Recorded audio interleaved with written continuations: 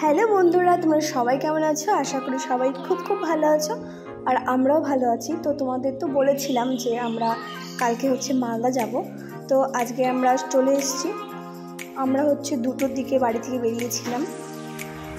তারপর বেশি কিছু কেনার ছিল না, তো এই জন্য একটু দেরি করে বেরিয়েছিলাম। আমি, দিদি, জিজু আর গুড়িয়াকেও নিয়ে এসেছিলাম, গুড়িয়া আসার জন্য বায়না করছিল। তারপরে এসেই প্রথমে আমরা লস্যি খেয়ে নিলাম মালদার সবথেকে ফেমাস দোকান থেকে। তারপরে আমরা এখন আস্তে আস্তে শপিং শুরু করব। আমরা এখন যাচ্ছি জুতোর দোকানে, স্ট্রেটার্স। আমি একটা জুতো নেব। তারপরে তোমাদের তো বললাম জিজুর জন্য গাজলে জামা পছন্দ হয়নি, মালদা থেকে নেব। তারপরে আমরা জুতোর দোকান থেকে মালদাতে একটা দোকানে গেছিলাম জামা কিনতে। তো সেটা আর ভিডিও করা হয়নি, কিন্তু কী জামা কিনেছি না কিনেছি সবটাই শেয়ার করবো বাড়িতে গিয়ে। আর স্ট্রেটার্সের ভিতরে ভিডিও অ্যালাউ ছিল না, এই জন্য ভিডিও করিনি। আর গুড়িয়াকে নিয়ে আসার কারণ গুড়িয়া অনেক দিন ধরে বলছিল শুভঙ্কর পার্কে আসবে মালদাতে। তো আজকে আমাদের আশা দেখে ও ভীষণ বায়না করছিল ওকে নিয়ে আসতেই হবে। তারপরে আমি বললাম তাহলে নিয়ে যাই। আর আজকে বেশি বাজার ছিল না, এই জন্যই নিয়ে এলাম আরও। তারপরে ওইখানে জিজু টিকিট কাটছে। এখন ভিতরে ঢুকে পুরো পার্কটা আমি ঘুরে দেখবো, তোমাদেরকেও দেখাবো। চলো তোমরা দেখতে থাকো, আশা করি খুব ভালো লাগবে।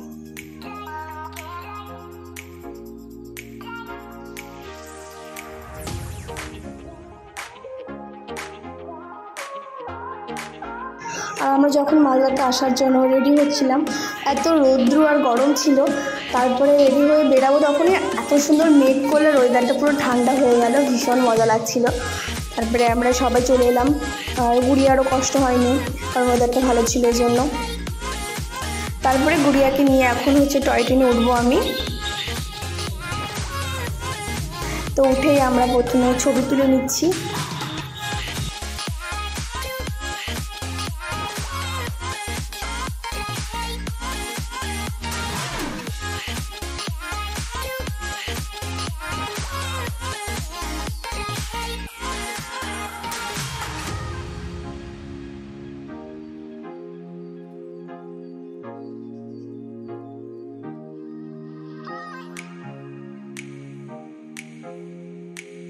আর গুড়িয়া শোনার জন্য বাড়ি থেকে ম্যাগি রান্না করে নিয়ে এসেছিলাম, তো দিদি এখন ওকে সেটাই খাওয়াচ্ছে। তারপরে খেতে দেখো আবার ছোটাছুটি শুরু করে দিয়েছে। ও কিন্তু ভীষণ মজা পেয়েছে আজকে।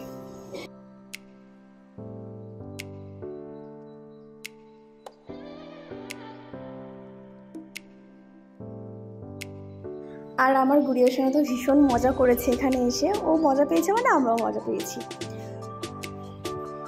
আর দেখো একটা জামরুল গাছ দেখতে পেলাম, কারণ আমার জামরুল খেতে ভীষণ ভালো লাগে। এত সুন্দর ধরে আছে না, একদম পাগল হয়ে গেছিলাম, মনে হচ্ছিল শুয়ে, কিন্তু সে এত যাবে না। তো দিদি আর জিজু সব ঘুরে ঘুরে দেখছে, আমিও দেখছি, ভালোই লাগলো। অনেক বড় কিন্তু পার্কটা।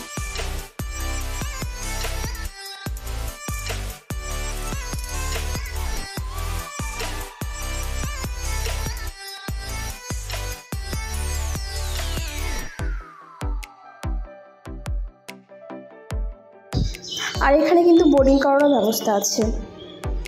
তারপরে আমরা পুরো পার্কটা ঘুরে ঘুরে দেখছিলাম। এই যে আমার সোনা দৌড়ে আসছে।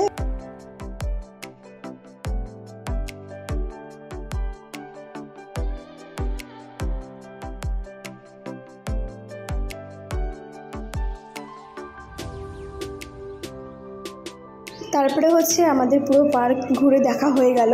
আরও যে রাইডিংগুলো ছিল এখন সেগুলোতে উঠবে গুড়িয়া। তো আবার আমরা সেখানে যাচ্ছি।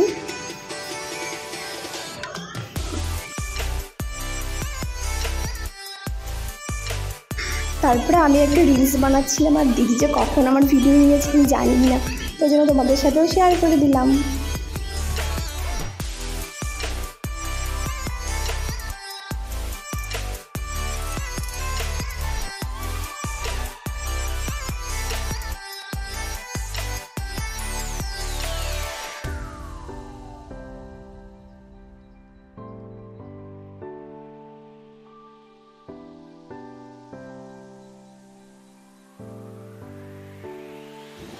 এই স্লিপটাতে উঠতে গুড়িয়ে ভীষণ ভয় পাচ্ছিল, তারপর অনেক বলাবলি করে তারপরে ও স্লিপ খাচ্ছিল।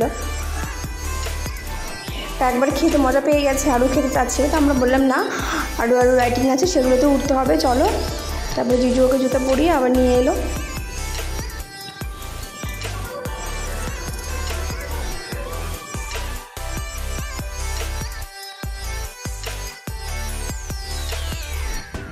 এই দেখো ছোট নাগরদোলা, আমি আজকে জীবনে ফার্স্ট উঠবো, মানে মেলায় এত বড় বড় নাগরদোলা আসে আমি জীবনেও উঠিনি, আমার ভীষণ ভয় লাগে। তো এটাতেও ভয় করছিল কিন্তু অতটা না, বেশ ভালোই লাগছিল।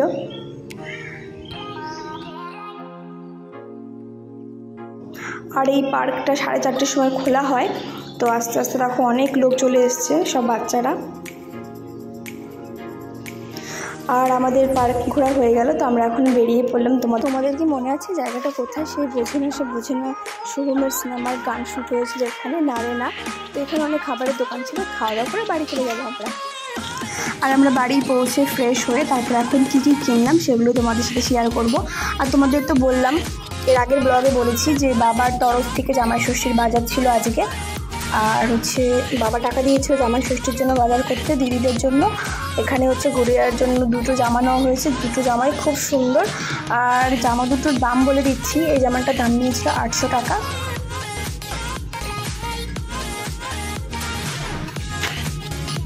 আর এই জামাটার দাম নিয়েছিল 850 মতন।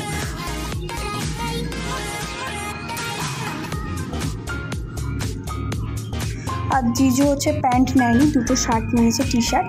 এই টি শার্টটার দাম ছিল 1400 টাকা, আর এই টি শার্টটার দাম ছিল 800 কি 900 হবে।